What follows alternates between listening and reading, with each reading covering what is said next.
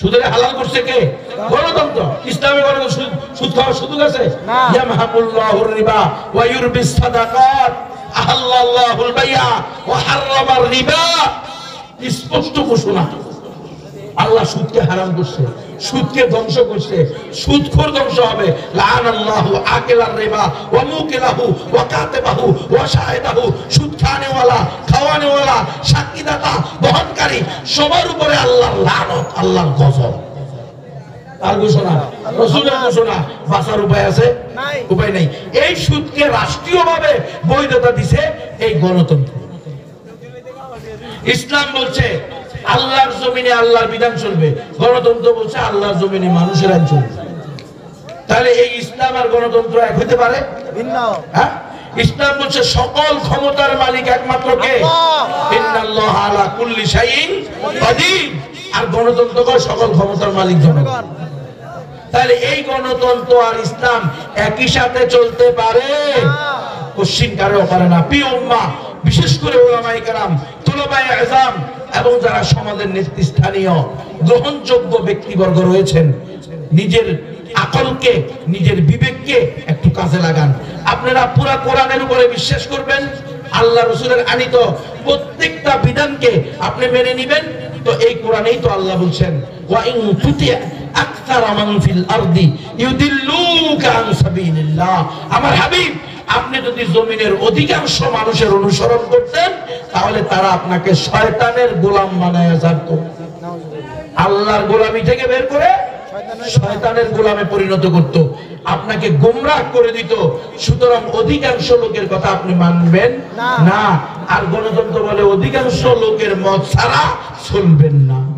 তাহলে সরাসর আল্লাহর সাথে বিরোধ কি বিরোধ না? তাহলে এই গণতন্ত্র কোনোদিন ইসলাম হতে পারবে না, কোশ্চিন কালেও হতে পারবে না। এই গণতন্ত্র করার কারণে আজকে নারী আর পুরুষের পর্দা তুলে দেওয়া হয়েছে। এই গণতন্ত্র চালু করার কারণে আজকে ডাস্টবিনে মানুষ সন্তান পাওয়া যাইতেছে। ইসলাম যতদিন বলবৎ ছিল এদেশের মানুষ ইসলাম মানত, কোনো পরকীয়া নাই। যাদের বয়স 80 বছর 90 বছর, ওই মুরব্বীরা জিজ্ঞেস করেন, ওনার বয়স যখন 15 বছর ছিল, এই পুরা থানায়, থানার নাম কি?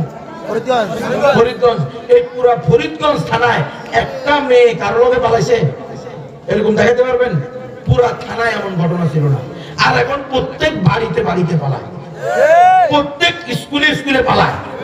কি বলেন আপনারা? কারণ কি? ওই সময় ওনারা ইসলামকে পরিপূর্ণ মানতেন।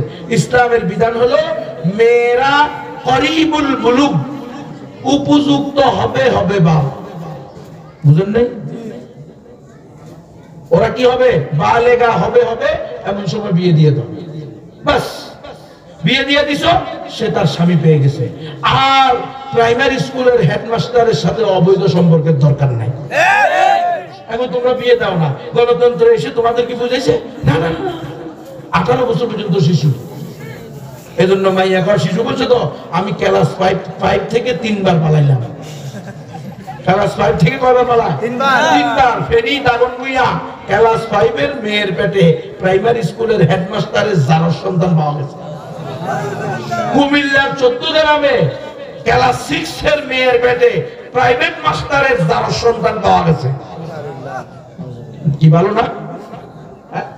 আর আজকে মিডিয়াতে আছে, ঢাকাতে একবার সিটির মাইয়া, সে তার জারজ সন্তান ডাস্টবিনে ফেলাইয়া যেতেছে। ফেসবুকে আছে, আপনারা দেখেন। এটা হলো ইসলামকে না মেনে গণতন্ত্র অনুশীলন করার বিষয়। গণতন্ত্রকে প্রাধান্য দিচ্ছেন, ইসলামকে প্রাধান্য নেই। ইসলামকে প্রাধান্য দিলে 18 বছর পর্যন্ত শিশু, এটা কেউ বিশ্বাস করলে তার ইমানই নেই। ক্লাস 6 থেকে 5 থেকে 6 থেকে 7 থেকে পালায় কি পালায় না? তো তাইলে পালাইলো কেমনে? কয় না হুজুর, মানি পালানোর বয়স হয়েছে, বিয়ে দেওয়ার বয়স হয়েছে। পুরাটা গণতন্ত্র সিস্টেম। গণতন্ত্র তৈরি করা হয়েছে ইসলামকে ধ্বংস করার জন্য, মুসলমানদেরকে ধ্বংস করার জন্য। মুসলমানরা যাতে কোনোভাবে পরিপূর্ণভাবে মাথা উঁচু করে দাঁড়াইতে না পারে। আরে ঘরে ঘরে যখন জারজ সন্তান হবে তখন সালাউদ্দিন আইয়ুবী করতে গেছে। ঘরে ঘরে যখন জারজ সন্তান হবে, পতিতাবৃত্তি হবে, পরকীয়া হবে, বেহায়াপনা বেলাজাপনা চলবে? শাহজালাল, শাহপরান, খাজা মখদুম, মঈনুদ্দিন চিশতি, বাবা আদম শহীদ, সৈয়দ আলী হামদানি, নিজামুদ্দিন আউলিয়া, কেরামত আলী জুনপুরি, শাহ আমানত, খান জাহান আলী খুঁজে পাওয়া যাবে না। এরা যদি না থাকে তাহলে তোমাদেরকে বাঘ ভাল্লুক এর মতো কাফের মুশরিকেরা ছিঁড়ে ফিরে খাবে, রক্ষা করার কেউ থাকবে না।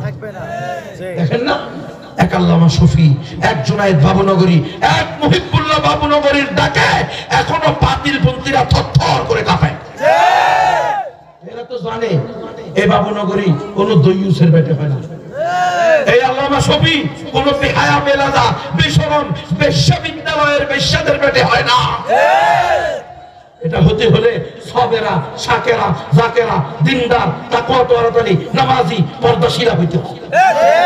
তারা বুঝে, এজন্য তারা রিচার্জ করে নারীর অধিকার, নারী উন্নয়ন, নারী ক্ষমতায়ন, সমান অধিকার এই নামে গ্রামে গ্রামে বাড়িতে বাড়িতে ৯৫,০০০ এনজিও প্রতিষ্ঠা করে দিয়েছে।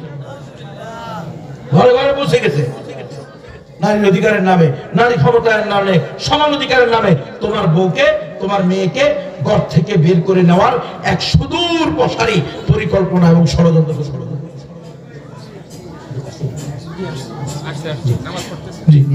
হুজুর, এই যে কত ভয়ঙ্কর বিষয়, আজকে সারা দেশের এমন কোন গ্রাম নাই, এমন কোন গ্রাম নাই যেই গ্রামে এই মিশনারিদের তৎপরতা নাই।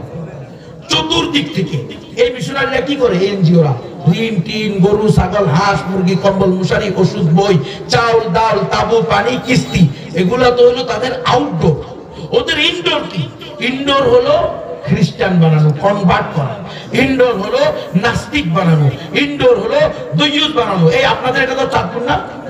চাঁদপুর শহরে একটা স্কুল আছে, খ্রিস্টিয়ান মিশন স্কুল আছে না নাই? আপনাদের অনেক মুসলমান আত্মীয় স্বজন শহরে থাকে, অত্যন্ত গর্বের সাথে নিজের সন্তানকে খ্রিস্টিয়ান মিশন স্কুলে পড়ায়। মুসলমান, আফসোস, তুমি কেমন মুসলমান? তোমার মেয়েকে যে প্রতিষ্ঠানে দিচ্ছ ওই প্রতিষ্ঠানের স্পষ্ট নাম খ্রিস্টিয়ান মিশন হসপিটাল। তোমার আকল নাই? তুমি খ্রিস্টিয়ান মিশন হসপিটালে নিজের বাচ্চাকে দিচ্ছ। গেটের ভিতরে পুরুষ চিহ্ন দেওয়া আছে, তাদের আইকন, ধর্মীয় প্রতীক। তোমার বাচ্চার বুকের মধ্যে তার স্লিপ বই, তার যে পোশাকের মধ্যে বেজ, হ্যাঁ পোশাকের বেজ, সেটার ভিতরে দেওয়া আছে পুরুষ চিহ্ন। তার যে ব্যাগ, বইয়ের ব্যাগ, ওই বইয়ের ব্যাগের পিছনে দেওয়া আছে পুরুষ চিহ্ন। পুরুষ চিহ্ন এটা কিসের চিহ্ন? এটা হলো তাদের আকীদা, তাদের বিশ্বাস অনুযায়ী, তাদের গলত ধারণা অনুযায়ী যে যীশু খ্রিস্টকে ইহুদিরা কি করছে? শূলিতে হত্যা করছে, ক্রুশিত করছে, ওটার প্রতীক। এটাকে তারা ধারণ করে। তো তোমার মেয়ে, তুমি একজন মুমিন, ইমানদার, মুমিনা, মুসলিমা হয়ে কিভাবে তোমার মেয়েকে সেখানে ভর্তি করতে পারো? কিভাবে তোমার ছেলেকে সেখানে ভর্তি করতে পারো? কিভাবে তোমার মুসলিম সন্তান ক্রুশের ধর্মীয় প্রতীক, খ্রিস্টানদের প্রতীক নিয়ে ঘুরতে পারে? আই আফসোস, সেখানে কি শেখানো হয়? আমাকে সেখানকার এক আলেম বলছে, হুজুর, এই মিশন স্কুলের কয়েকটা ছেলে মেয়েকে আমি প্রাইভেট পড়াই, তারা আমাকে বলছে, হুজুর, আমাদেরকে বলে, এই তোদের আল্লাহ আল্লাহ তোরা বলস, আল্লাহরে দেখছিস নি কোনোদিন? তোদের আল্লাহ বেড়া না বেড়ি? মুসলমান, তোমার যদি, তোমার এসেরে যদি এমপিও হয়ে যায়, মন্ত্রী হয়ে যায়, রাষ্ট্রপ্রধান হয়ে যায়, সুপার পাওয়ার হয়ে যায়, কিন্তু যদি আল্লাহর ব্যাপারে এই সংশয় ঢুকিয়ে দেয়, আল্লাহ বেড়া না বেড়ি, কোথায় যাবে? কোন সন্দেহ আছে? এইটা ঢুকাই দিতেছে। তো এই এনজিওরা কেউ আছে সরাসরি খ্রিস্টান বানায়, কেউ আছে কাউকে খ্রিস্টান বানায় না, শুধু মুসলিম নারীদেরকে দইয়ুস বানায়। কেউ আছে সেটাও করে না, কিন্তু মুসলিম নারীদেরকে চিরদিনের জন্য হয়তো বাজা, নয়তো প্রতিবন্ধী, নয়তো চিরদিনের জন্য তার আর সন্তান নেওয়া যাবে না, লাইগের সন্তান। এই এনজিও গুলোর নাম হলো সূর্যের হাসি ক্লিনিক, ইউসেইড হসপিটাল, মামনি হসপিটাল, কমিউনিটি ক্লিনিক। এরা কি করে? এরা 10 জনে নারী কর্মী এলাকার ভিতরে ছড়িয়ে ছিটিয়ে দেয়। যখনই কোনো মহিলা গর্ভে সন্তান আসে, কনসেপ্ট হয়, তার বাড়িতে গিয়ে বলে, তোমাকে প্রতি মাসে ডাক্তার দেখাইতে হবে, তোমাকে প্রতি মাসে চেক আপ করতে হবে এবং ওষুধ খেতে হবে, ডিম খেতে হবে, দুধ খেতে হবে। ওই মহিলা বলে আমার স্বামী হলো দিন মজুর, যাইয়া 7টায় 7 দিন মাছ ধরে 3 দিন ঘুম যায়।